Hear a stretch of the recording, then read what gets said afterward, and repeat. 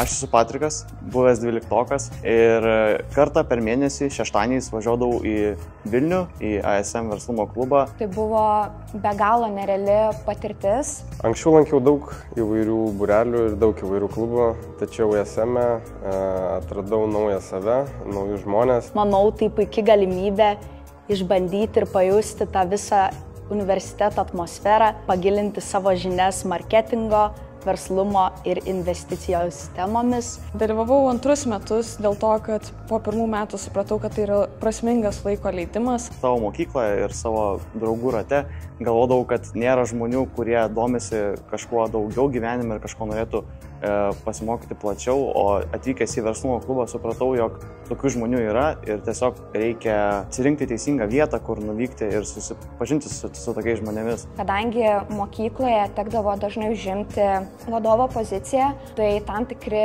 workshopai, tam tikros paskaitos šiame projekte man tiesiog padėjo išaiškinti, tarkim, savo klasiokam ar kitiem laidos mokiniam, ką mes turime atlikti, kokius tikslus pasiekti, kad tam tikras projektas mokykloje tiesiog pasiektų tą dienos šviesą ir patiktų kitiems. ASM verslumo klubas išsiskiria tuom, kad čia yra nestandartinės pamokos ir jas veda nestandartiniai mokytojai, o tikri verslininkai. Ir jie išties padeda tau suprasti, kas yra tas verslas, kaip jis veikia. Turbūt įsimintiniausia paskaita, kurią aš atsimenu, tai yra su Novastari kūrėju, kuris pasakoja apie savo sėkmės istoriją, kaip jisai praktiškai iš nieko tapo didelės įmonės atstovo Lietuvoje, kaip jis ją plėtė, kaip jis susitiko su investuotojais visai spontaniškai ir kaip jam pavyko visą tai įgyvendinti. Man asmeniškai verslumo klube teko išeiti iš komforto zonos, nes buvo labai daug praktinių užsiėmimų,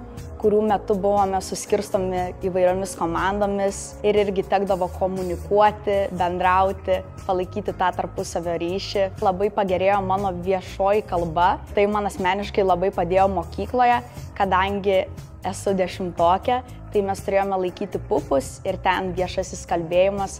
Tai man asmeniškai labai patiko lektorės buvusios mūsų verslumo klubo paskaitoje aiškinimai ir patarimai, kaip mes galime nuraminti save kalbant viešai.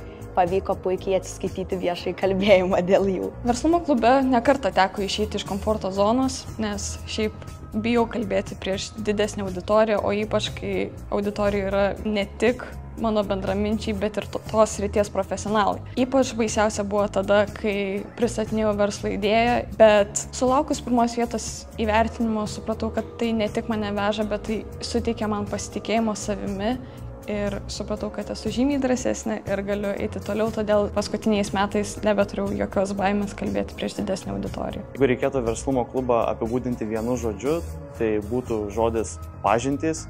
Ir būtent dėl šitos priežasties rekomenduočiau verslumo klubą savo draugams, artimiesiems bei visiems kitiems, kurie svarsto čia apsilankyti ir pamatyti, kas čia gero vyksta. Į ASM verslumo klubą be galo rekomenduočiau savo draugams, jau tai ir padariau. Čia susirinkusi bendruomenė yra kažkas wow, visi vienas kitą palaiko ir tiek daug naujų ryšių ir galimybių atsiveria. Ir iš kitų girdžiu, kad su kiekvienais metais paskaitos yra nevienodos, tad tikiuosi, kad ten susitiksime ir mes.